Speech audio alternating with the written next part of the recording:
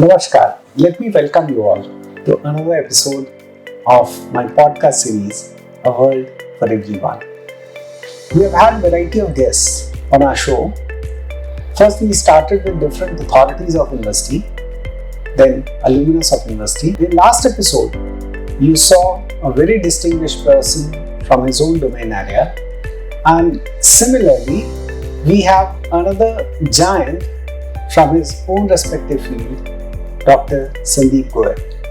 Sandeep Goyal is an industry veteran. He has had enormous experience in media industry, ranging from print media to electronic media to advertising and to variety of areas in creative field. He is management professional, have had his MBA from Faculty of Management, Delhi University, and subsequently also did PhD. We first take the opportunity to welcome him to my series. Dr. Goyal, my heartiest welcome to this show, to this series. But this is where my first question starts from. You are an industry veteran and you of late thought of pursuing your PhD. Now, what made you think like that? I sometimes think that families have a learning gene. Yeah. So some families more than others perhaps are more prone to being partial to education or various things. Now my father was the first batch of BITS Pilani. So that's the very early 50s. And then he went on to do his masters in engineering, and then finally in his 50s he did his PhD in engineering. So he was one of India's first experts on 400 kV transmission lines, which is a very new subject in those days. My mother came from Amritsar but went all the way to Delhi in those early days. A master's in Sanskrit. That's great. So she was a university gold medalist of the University of Delhi in Sanskrit. So I think that gene of seeking learning, education sort of keeps getting passed on. So my sister's a very successful doctor. So I think at some stage I felt that perhaps my education still needed to be embellished, and I ended up doing a PhD. But the more interesting part, which I'll tell you, Professor, is that I actually sat the CAT exam. This is after having had a multi-crore exit from my selling my agency in 2011. So when I went to FMS, which is my alumnus, and I asked the dean, I said, "Sir, I want to do a PhD." He said, "You see, boss, the rules have changed, so you have to first come to the CAT exam." So I actually went and sat the CAT exam. I think I had a very good. That was at the age of? What was I? Almost 50 plus. 50 plus. Yeah. And then I sat. The more interesting part of it, sir, is that as per the rules of the Delhi University, I actually attended one full year of classes with the MBA second year all over again before I could start my research work. But I really enjoyed the entire experience of being in class with students who were 30 years my juniors in age, and I attended every single class, submitted every single assignment, and they would push me to do most of the group assignments because I was more than willing to do them. So it was good fun. I really enjoyed the whole experience of doing a PhD. Now, after having spent so much of time in corporate, that to a leadership position, how important do you think is research, knowledge of research in corporate decision making? On this, I'll give you actually two answers, both of whom are equally valid. One example I will pick from an industry everybody is very familiar with, and that industry is none else but mobiles, telecom. But most people will not know or realize that 30 years ago, and I was part of that team which launched brand Airtel. The research by the Big Five, those days it used to be called the Big Five, now they've become Big Four. So one of the Big Five had done this massive research for the government of India, actually, not for any private enterprise, and they had come to this fabulous opinion that in 10 years, India would have 10 million mobile subscribers. Right?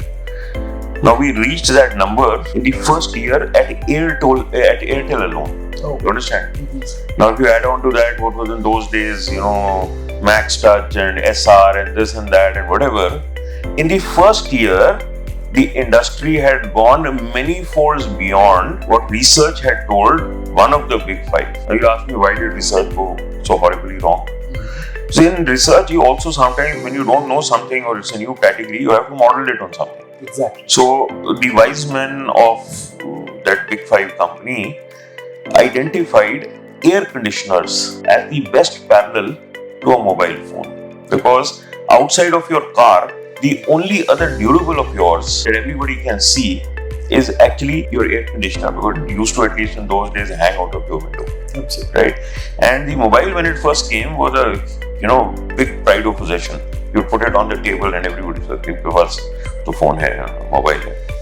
And those days, the mobile phone used to cost, the old brick, that Nokia phone used to be 28,000 rupees. Yes. And 16 rupees a minute, whether incoming or outgoing. Yes. Now, if you did the maths, that was by and large the kind of expense that was entailed in running an air conditioner at home. So they cloned the numbers of the air conditioner, and the air conditioner had taken 50 years to reach where it had reached by that time. And they said, well, if air conditioners are going to sell 10 million, in 10 years, then, phones are going to sell 10 million. Today, India has a little more than 1 billion phones and whatever. So sometimes research can go horribly wrong. But at the same time, let me not at any moment, give out the message that research doesn't count. All your big FMCG companies, and I've worked with some of them, they are very, very, very heavily reliant on research. Because the one thing they're very clear about is, unless you listen to what the consumer is saying, you really can't take decisions. So the Bindiya from Bareilly, as levers used to have this very famous model. So they had kind of constructed in their mind a stereotype of what is the bullseye target audience that they have. And everything that they did would, kind of be centered around Bindiya from Bareilly. I used to handle a brand called Horlicks.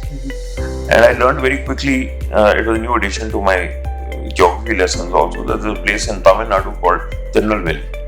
Yes. At that point of time, I had never heard of it, never been there. After that, I've been there many times. But they had figured through research that brand Horlicks, the way it performs in Tirunelveli is how it performs on all India basis. Okay. So if you can get it right in Tirunelveli, which means if you test it in Tirunelveli, you put a pressure test onto it, and so on and so forth, whatever results you're getting from there, whatever the consumer is telling you, is largely going to be true around the country. So big corporations spend an inordinate amount of money and equally an inordinate amount of time on research, because listening to the consumer actually tells you a lot about what you should be doing. So research works and sometimes it doesn't work. So both equally true. But for students of management and whatever, I would tell you that the latter examples are better to follow than the first.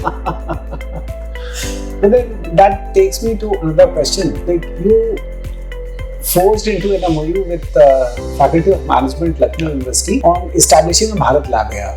So let me tell you, audience, that there is a Bharat Lab, which is a joint venture between Rediffusion and Faculty of Management Studies, University of Lucknow, that conducts a lot of studies based on Bharat. Now, what has been the rationale for establishing that lab then? VC sir, in the very many years that I have handled brands, has been now 40 years, I've always believed that India lives in two different economies. There is the dollar economy and there is the rupee economy.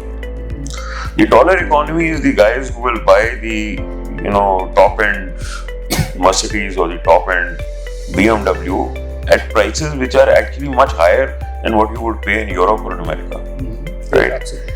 And they don't think about it again. Right? So all your luxury brands and all of that kind of stuff is all in the dollar market, dollar denominated, dollar bought, and that audience is very comfortable paying those kind of prices. But most of us and most of the brands that we deal with are basically rupee economy. So people get surprised when they come to India. We get a lot of visitors from overseas and so on and so forth. And they sometimes get surprised on how the same brand in overseas markets to what it sells for in India. For example, take Coca-Cola or Pepsi or whatever. Nowhere in the world can you get a Coke or a Pepsi for 10 rupees. Now 10 rupees is what? 12, 13 cents or whatever. Now, that's impossible to get a brand at that price. Again, the pricing for McDonald's, for example, in India is much, much lower than what it would be for a comparative product in a more advanced market. Because this is where our economy is, our ability to pay, our ability to spend is much, much lower. Now, the interesting part of this whole thing, however, is that all the brand managers that you deal with are basically sitting in either Bombay or Delhi or in, Bangalore. And they have very, very, very little understanding most times, because most of them also come from big cities, or where the real India lives. And that real India is actually Bharat. So our driving motivation for tying up with the University of Lucknow and especially the Faculty of Management was that the profile of the city as it is tier 2. And a lot of the kids who come to study here come from even further, tier 3, tier 4 towns and sometimes different geographies and whatever.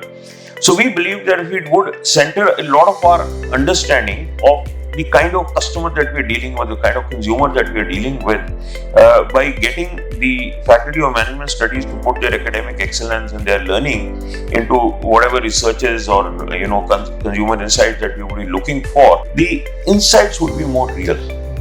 They would be more rooted. They would be more driven by the real consumer that real companies and real brands ought to actually be focusing on. Similarly, along with the research, there is a lot of IT intrusion into almost all sphere of corporate working has come up. How do you see the impact of information technology, especially artificial intelligence, in advertising industry? I'm glad you asked that question because my current passion is all about generative AI.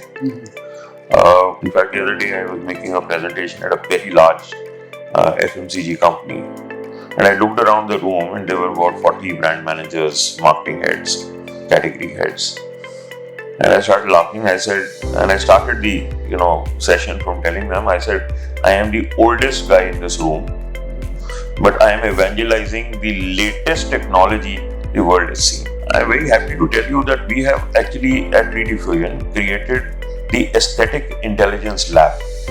Just aesthetic intelligence, I don't call it artificial. And only last week we put up our first commercial on television for Tata Gluco Plus. Okay. And 2 days ago we broken a big campaign for Protein-X, which is from Denon. And we also went live with some videos from a brand called Kia Foods. And all these are AI? All of them are produced in AI. What has happened in the last 6 months, we produced over 100 pieces of creative in AI. A large number of them have been running on social media, have been running on digital, but now clients are reposing enough faith for us to make a full-fledged TV commercial which can go on air. Now the interesting part is, and again, I was at a very large FMCG client last week in Bangalore, and they have set up a dedicated studio for AI. So I asked them, I said, what is it that you're going to do here which is special? And he put it very beautifully. He said, just 2 words to define the positioning of this new studio. No shoot. No shoot. No shoot. So you will shoot a commercial, quote unquote, without actually doing any shooting. So the characters, the actors in the commercial are generated on AI. The environment, which is you could be shooting in Kashmir, or you could be shooting in Ladakh, or you could be shooting in Maldives, all generated on AI. Technology on AI, cars on AI, hotels on AI. Then again, the kind of detailing that I am doing with the food inside a restaurant, inside a 5-star hotel, completely in AI. Voiceover in AI, music in AI, computer graphics in AI, special effects in AI.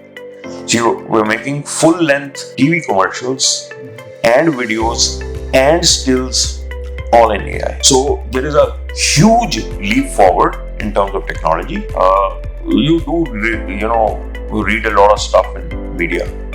But as I start most of my lectures by saying 99% of people who are giving their opinions on AI actually don't know anything about AI. So AI is moving at an astonishingly astonishingly fast pace. Very soon you will not have an option of not being on AI. It's like, some years ago you could have turned around and said, no, I don't have a mobile phone, right? Today, to think about the fact that you don't have a mobile phone is unthinkable. In our parents' generation, most kids don't realize that, but not having a wristwatch was something that was unthinkable. See, in that generation, finally the wristwatch had kind of reached everybody. Right? Today we might have a lot of the young kids don't even need the wristwatch because everything sitting on that mobile.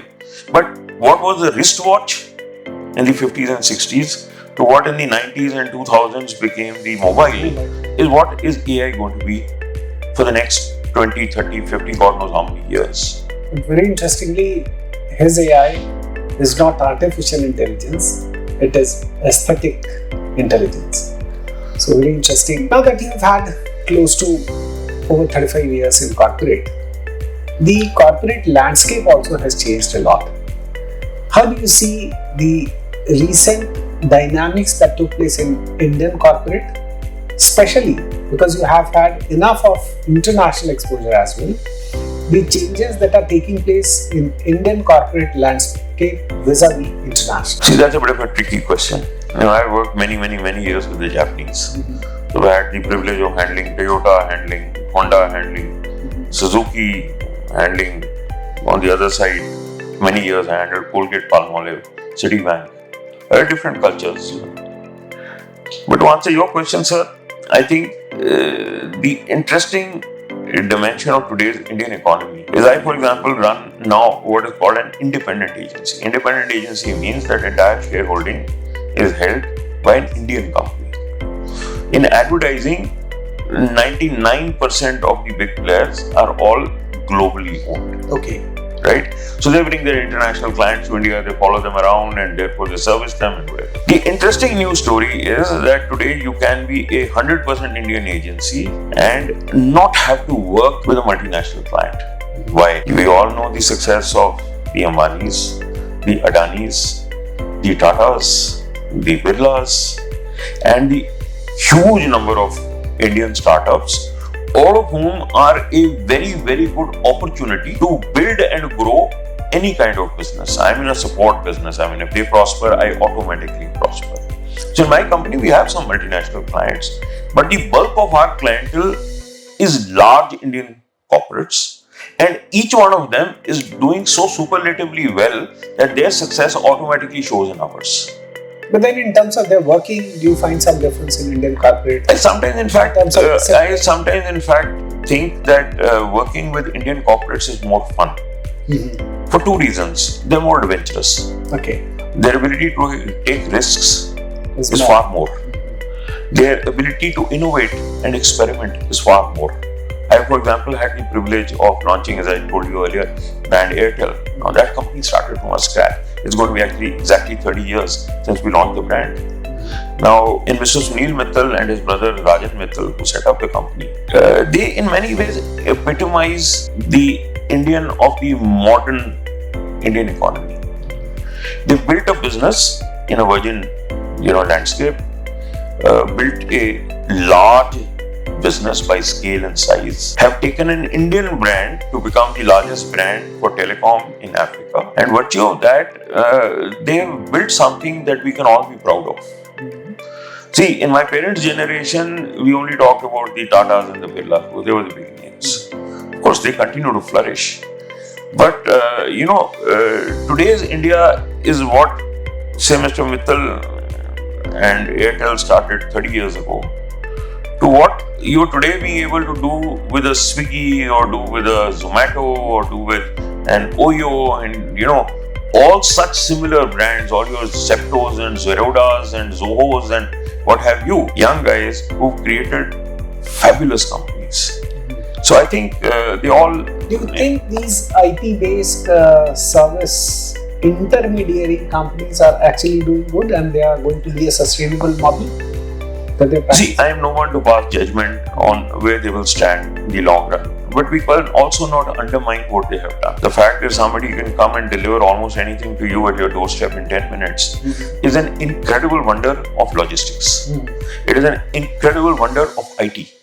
It is an incredible wonder on warehousing. It's an incredible wonder in terms of many dimensions, in terms of stock planning, in terms of, what will move. I mean, the Japanese made a big story out of, just in time inventory. I mean, this has now become just in minute inventory. So we have, I think, kind of gone many stages ahead with a lot of these things. Yeah. Plus, a lot of this stuff has fundamentally changed the landscape for a lot many products. It's not just food. In the old days, one of my fondest things to do if I had time was to go into a bookstore and browse. Courtesy Flipkart and now Amazon, the bookstore is almost dead. I mean, any book that you want is available at your doorstep in less than 24 hours at half the cover price. And it comes with a very nice review. I can read it. I can even go through some chapters, make up my mind whether I want to actually buy it, not buy it. Then they keep sending me all kinds of information on new launches that are happening and stuff. So we can't underestimate it just because it seems like a logistics business where somebody is delivering food or delivering books or delivering anything. I think services are as important as physical products, and we can't undermine that. So do you see enormous growth coming in the way on those IT platforms? You see, you look at anything in your life today. It may have been accelerated by COVID coming in. But today you don't bat an eyelid when you got to pay the vegetable guy. He also has a QR code. He will accept payment on Google GPay. The cab guy in Bombay insists to be paid on GPay only. They don't want to soil their hands with currency notes and so on and so forth. Payment gateways have changed. Payments changed completely. Food deliveries changed completely. I mean, that industry didn't exist. It has actually given a far bigger scalable PLC to the entire industry, because from being one restaurant, now you're servicing an entire city, right? You look at the dynamics of all of it in your travel industry. I mean, in the younger days, and you would know, sir, I mean, you would have a travel agent, and travel agent will send you one ticket, and you carried the ticket. Today, you don't do any of that. It's all available on your mobile phone. So I think technology has in many ways fundamentally changed everything that we do. And that is impacting. You look at, stock buying. I was talking to some clients of ours who are in the mutual fund business and so on and so forth. From being a few million, today 60 million Indians, which is 6 crore Indians, hold a mutual fund. 99% of those transactions are dematted. So in most industries, the impact is very, very visible. So this was Dr. Sandeep Goyal, who was sharing some of the experiences from his vast industry journey. So my last question to him is, do you, Dr. Goyal, would prefer to share your word of wisdom to our students, especially management students? I have a daughter who is now older than most of the kids who would be on this. And the one thing I have learned there is the generation of today requires no advice. They are very, very smart. And however, since you asked the question, my only advice is, though there are all these conversations about work-life balance and so on and so forth, I think there's no substitute for hard work. So, it's good to laugh and play, at least in your initial years, your initial career. Don't grudge yourself your own success. And success has only one foundation, and that foundation is hard work. Sure, there is some play for good luck and so on and so forth, that we will not talk about. But 99.9% hard work will result in success. So all I wish to everyone, my advice to them is work hard. Sure, play hard too, but the work hard comes first. So hard work is the success mantra that Dr. Goyal advises to all these students and of course to all of us. Thank you very much for watching the podcast, A Word for Everyone. And thank you, Dr. Goyal, for joining us. Thank you very much.